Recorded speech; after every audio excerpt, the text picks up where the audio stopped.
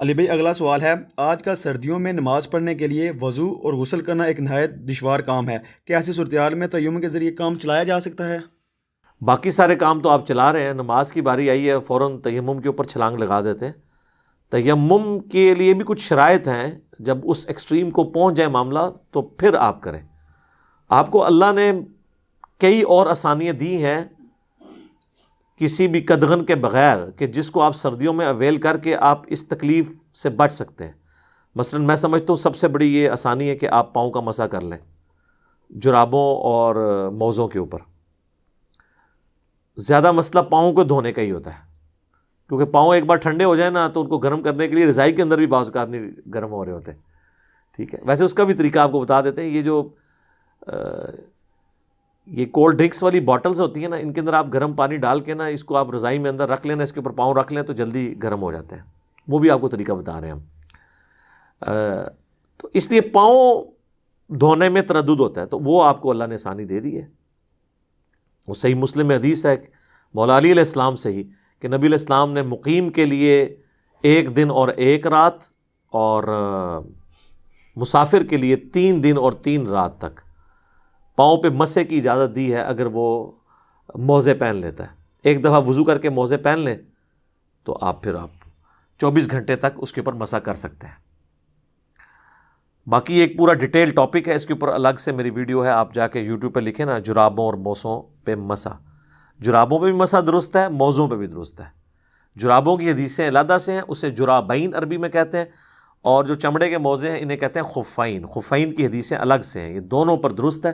صرف اس میں ایک چیز ہے، امام ترمذی نے لکھا ہے کہ سلف کا فہم یہ ہے کہ جراب باریک نہیں ہونی چاہیے، موٹی ہونی چاہیے، یعنی ایسی جراب جس سے جسم باہر ڈھلکے نہ۔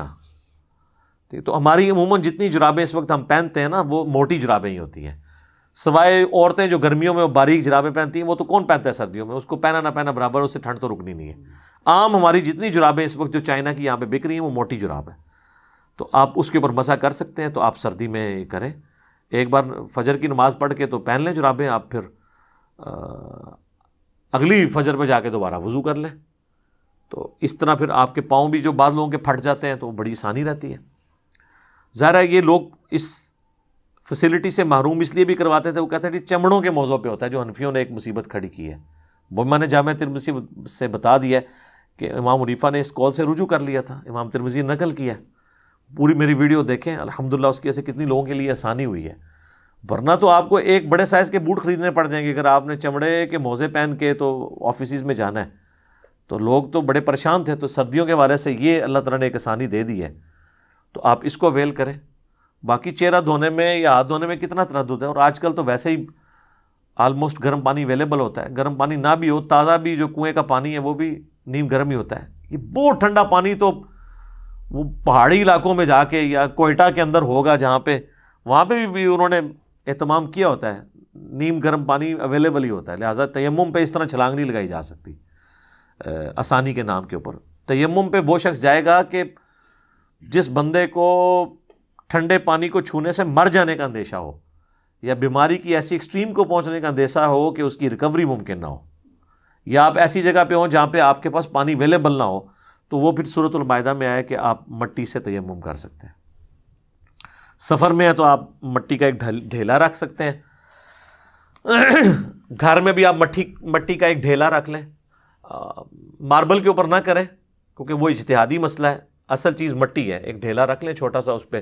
اور یہ نہیں ہے کہ وہ اس پہ آپ نے ضروری ہے کہ اس کی گرد اس پہ فیل ہو، نہیں، بس ہاتھ رکھ لیا وہ تیمم کے لیے کافی ہو گیا۔ قرآن میں آئے پہلے چہرے کا کر لیں، ایک بار اس کو ٹچ کر کے دونوں ہاتھوں کو، اور دوسری دفعہ جو ہے نا وہ دونوں ہاتھ کونیوں سمیت، تو آپ کا تیمم مکمل ہو جائے گا۔ اس میں سر کا مسح، پاؤں کو دھونے والا اس کا ایکویلنٹ کوئی نہیں ہے نا۔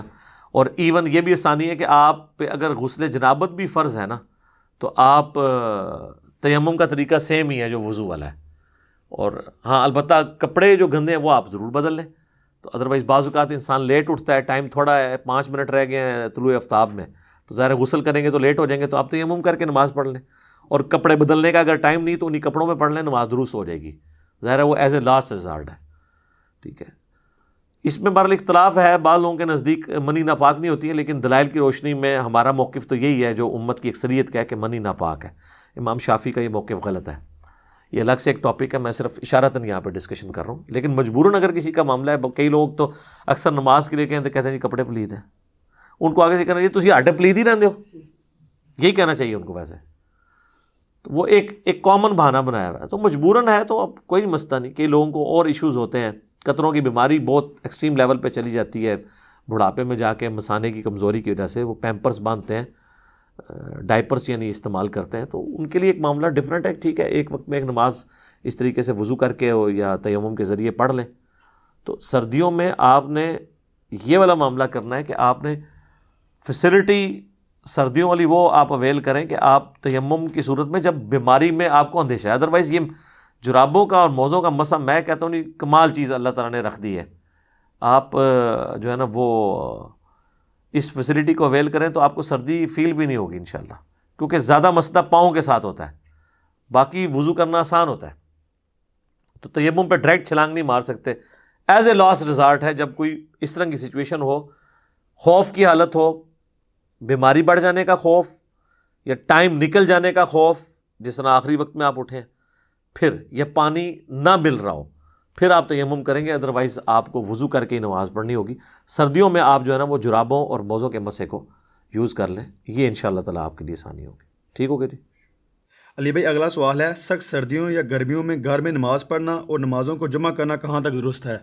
دیکھیں جی، یہ اس شخص کے لیے ہے نا کہ جو پھر دودھ پتی پینے کے لیے اور فاسٹ فوڈ کے لیے گھر سے نہ نکلتا ہو، باقی تو سارے کام جو ہیں وہ باہر جا کے ہو رہے ہیں۔ جب نماز کی باری آئے تو یہ کہنا شروع کر دیں جی سردیوں میں نکل نہیں سکتا۔ انہی لوگوں کو آپ کہنا کہ صبح کے وقت اگر آپ سردیوں میں فلاں مسجد میں نماز پڑھیں گے تو گورنمنٹ کی طرف سے فی فجر 1,00,000 روپے آپ کو دیا جائے گا، تو دیکھیں ان کی سردی کیسے ختم ہوتی ہے۔ رات کو ڈیرا لگا لیں گے، خیمہ لگا لیں گے وہاں جا کے، یہ کوئی طریقہ نہیں ہے۔ ہاں کسی کو دمے کی بیماری ہے، سانس کی بیماری ہے، بہت ایکسٹریم پہ ہے، بعض لوگوں کے ساتھ واقعی جینون ایشو ہوتا ہے، تو ان کے لیے تو پھر ظاہر ایز اے لاسٹ ریزارٹ اجازت ہے وہ گھر میں وہ نماز پڑھیں۔ چھوٹی موٹی مسئلہ نہیں ہے، جو عام چھوٹی موٹی بیماریوں میں کہتے ہیں ڈاکٹر نے منع کیا ہے، اور ڈاکٹر بھی وہ منع کرتا ہے جس نے خود نماز نہیں پڑھی ہوتی۔ جس کو اپنی آخرت کی فکر ہے وہ ڈاکٹر تو کسی کو اپنے اوپر نہیں لے لے گا کہ ڈاکٹر نے منع کر دیا ہے گھر میں پڑھ لیں، یا مسجد میں بھی جا کے پڑھیں گے جی میرے گھٹنے جو ہے نا وہ تنگ کرتے ہیں تو میں بیٹھ کے نماز پڑھوں گا۔ فرض نماز آپ بیٹھ کے نہیں پڑھیں گے، کھڑے ہو کے ہی پڑھیں گے۔ اگر آپ کو گھٹنے فولڈ کرنے میں ایشو ہے تو کھڑے ہو کے پوری نماز پڑھ لیں، فرض نماز۔ یہی لوگ پالیٹکس کے اوپر ڈسکشن کرتے ہیں مسجد کے دروازے پہ آدھا گھنٹہ، اور مسجد میں جا کے بیٹھ جاتے ہیں، نہیں جی وہ تھک جاتے ہیں۔ نہیں، کس کو دھوکہ دے رہے ہیں آپ؟ فولڈ کرنے کا ایشو ہے نا، تو کھڑے ہونے میں تو فولڈ کا ایشو نہیں، آپ کھڑے ہو کے پوری نماز پڑھ لیں، قیام کو نہیں آپ چھوڑ سکتے۔ تو گھر میں آپ نماز پڑھیں گے جب ایکسٹریم چیز ہو وہ ٹھیک ہے، حدیث موجود ہے صحیح بخاری اور مسلم دونوں میں کہ نبی صلی اللہ علیہ وآلہ وسلم سخت سردیوں میں اور بارش کے موسم میں ہمیں حکم دیتے تھے کہ ہم گھروں میں نماز پڑھ لیں۔ ایون صحیح بخاری میں آتا ہے کہ نبی علیہ السلام اذان میں یہ الفاظ ایڈ کروا دیتے تھے، صلو فی الرحال، اپنے گھروں ہی میں نماز پڑھ لو۔ حتیٰ کہ بخاری میں آتا ہے، ابن عباس کہتے ہیں جمعے کا دن تھا، جمعے سے زیادہ تو تاکید کسی نماز کی نہیں ہے نا۔ تو آپ علیہ السلام نے کہا مؤذن سے کہ تم نا اناؤنسمنٹ کر دو کہ گھروں ہی میں نماز پڑھ لو۔ تو گھر میں ظاہر زور کی نماز پھر جمعے کے ایکویلنٹ پڑھی جائے گی۔ تو اس میں الفاظ ہیں بارش میں اور سخت سردیوں میں۔ بارش میں اس لیے کہ کیچڑ ہوتا ہے، آج کل بارش میں اتنا ایشو نہیں ہوتا، پکی جگہ ہیں، چھتری لے کے نکل سکتے ہیں، گاڑی میں نکل سکتے ہیں۔ اگر آپ باقی کاموں کے لیے نکلے ہیں تو اس کے لیے بھی نکل سکتے ہیں، لیکن فیسلٹی پھر بھی میں آپ سے چھین نہیں سکتا، شریعت بدل نہیں سکتی، فتویٰ نہیں آپ پہ لگاؤں گا۔ اگر آپ پھر بھی گھر میں نماز پڑھ لیتے ہیں، بخاری مسلم میں حدیث ہے، اطبان بن مالک ایک صحابی حضور کے پاس حاضر ہوئے، یا رسول اللہ آپ کو پتہ ہے مدینے میں ندی نالے بھی بہتے ہیں، بارش کے موسم میں بعض اوقات پہنچنا مشکل ہو جاتا ہے، تو آپ میرے گھر تشریف لے آئیں، میرے گھر کے کونے میں آپ نماز پڑھ لیں، میں اس کو اپنی سجدہ گاہ بنا لوں گا، نبی کی ایک بابرکت جگہ۔ تو حضور علیہ السلام پھر ایک دن ان کے گھر تشریف لے گئے، اور جب محلے والوں کو پتہ چلا، وہ بھی محلے میں والے لوگ بھی اکٹھے ہو گئے، کوئی حلوہ پکا کے لے آیا، کوئی چیز کہ حضور علیہ السلام ہمارے محلے میں آئے۔ پھر آپ نے فرمایا بتاؤ کدھر نماز پڑھنی، ان کا ادھر پڑھ دیں۔ تو انہوں نے وہ مسجد بعید بنا لی اپنے گھر میں، لیکن کب؟ جب موسم خراب ہوتا تھا، جب نکلنا محال ہو جاتا تھا۔ تو وہ آپ ٹھیک ہے گھر میں ایک جگہ مختص کر لیں, ایک لکڑی کا جانواز بنوا کے رکھ لیں تاکہ پلید ہونے والا چکر نہ ہو, یا الگ سے کوئی ایک کونا مختص کر لیں گھر کے لیے جہاں پہ گھر کی عورتیں, چونکہ عورتوں پہ تو جماعت نہیں ہے, بچوں پہ بھی نہیں, وہ گھر میں نماز پڑھ سکتے ہیں, تو آپ بھی کبھی کبھار پڑھ لیں. اور سردیوں میں نمازوں کو جمع بھی آپ کر سکتے ہیں اگر آپ کے لیے تردد ہے, خصوصاً وہ عورتیں جو بچوں کی دیکھ بھال کر رہی ہیں ان کے لیے تو مشکل ہے, وہ تو میرے علیحدہ سے کلپ ریکارڈڈ موجود ہیں, نمازوں کو جمع کرنا وہ آپ دیکھ سکتے ہیں. ایون صرف فرض پڑھیں وہ کافی ہے, عام لوگ بھی خالی فرض بھی پڑھ لیں تو کافی ہے. کیا صرف نماز فرض پڑھ لینا اس کے کافی ہے؟ انہوں نے تو آپ کو عشاء کی 17 رکعتیں بتائی ہیں, دن رات میں ٹوٹل 17 رکھتے ہیں 24 گھنٹے میں, 2 فجر 4 ظہر 4 عصر 3 مغرب 4 عشاء. اس کے دلائل میں بھی میری کئی ایک ویڈیو ریکارڈنگز موجود ہیں, وہ آپ دیکھ سکتے ہیں. باقی نمازیں آپ جمع کریں. مسلم شریف میں اوپر تلے احادیث ہیں 10 1629 سے لے کے آنورڈ. ابن عباس رضی اللہ تعالیٰ عنہما کہتے ہیں کہ اللہ کے محبوب صلی اللہ علیہ وآلہ وسلم نے بغیر خوف کے, بغیر بارش کے, مدینہ شریف میں یعنی بغیر سفر کے ہمیں ظہر اور عصر کی نمازیں جمع کروائیں اور اس کے بعد مغرب اور عشاء کی بھی کروائیں. تو اس میں یہ بھی رزلٹ نکلا جو انہوں نے 3 چیزوں کا ذکر کیا نا, بغیر خوف, بغیر بارش اور بغیر سفر. تو اس کا مطلب ہے کہ وہ یہ بتانا چاہ رہے تھے کہ سفر, خوف اور بارش ہوتی تو نمازیں جمع کرنا درست ہے, اس کے بغیر بھی آپ نے کر دی. اس پہ امام نووی نے باب باندھا ہے کہ سفر و حضر میں نمازوں کو جمع کرنا. تو سفر میں جمع کرنا, بارش میں جمع کرنا, اور خوف کی حالت میں جب دشمن کا خوف ہو یا فجر کے وقت کتے کاٹ جانے کا خوف ہو, بعض لوگوں کو یہ بھی ہوتا ہے, تو آپ نمازیں جمع کر سکتے ہیں. اس کے علاوہ بھی عام مقیم بھی جمع کر سکتا ہے. تو وہ تابعین نے پوچھا کہ اللہ کے نبی علیہ السلام نے یہ عمل کیوں کیا تھا؟ تو فرمایا تاکہ اس لیے کہ امت کے لیے اس معاملے میں آسانی ہو جائے اور کوئی تنگی باقی نہ رہے. تو آپ نے ظہر عصر کو جمع کیا اور اس کے بعد مغرب اور عشاء کو بھی کیا. تینوں طریقے سے سنت ہے. ظہر کے ساتھ عصر پڑھ لے تب بھی سنت, ظہر اتنی ڈیلے کی کہ عصر کا وقت شروع ہو گیا اور پہلے ظہر پڑھی اور پھر عصر کے 4 فرض پڑھے, یہ بھی سنت, اور سینٹر میں پڑھی تب بھی سنت. جمع تقدیم, جمع تاخیر اور جمع سوری, ظہر آخری وقت میں, عصر اول وقت میں, یہ بھی سنت ہے. اور اس سنت پہ تو حنفی بھی قائل ہے. تو نبی علیہ السلام نے امت کے لیے آسانی رکھی ہے, امت کے علماء نے ان سے چھین لی. اس پہ میری الگ سے ریکارڈنگز موجود ہیں ان کے سارے وسوسوں کے, جو انہوں نے اس کو کاؤنٹر کرنے کے لیے کمزور دلائل دیے تھے. ایک ایک چیز کا میں نے جواب دیا. آپ یوٹیوب پہ جا کے لکھیں نمازوں کو جمع کرنا حرام, آگے سوالیہ نشان, تو میری ویڈیو کھل جائے گی.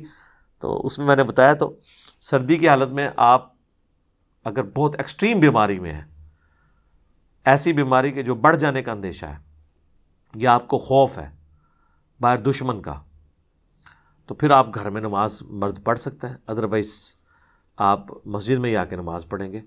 اس طرح بالکل کلین چٹ نہیں دی جا سکتی, لیکن جہاں پہ آسانی ہے وہ ضرور ویل کریں. بوڑھوں کے لیے جس طرح ابھی کرونا وائرس کا ایک ایشو آیا ہوا ہے, اور بوڑھے لوگوں کے لیے چونکہ ونریبل ہیں, وہ جلدی بیماری پکڑ سکتے ہیں, تو ٹھیک ہے گھروں میں پڑھ لیں, کوئی حرج نہیں ہے. نمازیں جمع کرنا چاہتے ہیں اور ایسی جمع کر لیں جس میں کسی کو اعتراض نہ ہو, اور وہ جمع سوری ہے یعنی ظہر آخری وقت میں, یعنی عصر کا وقت داخل ہونے سے 10 منٹ پہلے آپ وضو کریں, ظہر کی نماز پڑھیں, اور جیسے ہی عصر کا وقت داخل ہو آپ عصر پڑھ لیں. تو یہ تو حنفیوں کے نزدیک بھی غلط نہیں ہے, اسے جمع سوری کہتے ہیں, تو یہ تو ان کے نزدیک بھی جائز ہے. اس طرح مغرب اور عشاء کو بھی جمع کیا جا سکتا ہے, تو اس طرح کا جمع کرنا ان کے نزدیک بھی جائز ہے. تو لہٰذا کوئی کسی کی قدغن کوئی نہیں اس کے اوپر لگا سکتا. ٹھیک ہو گیا جی, جزاک اللہ.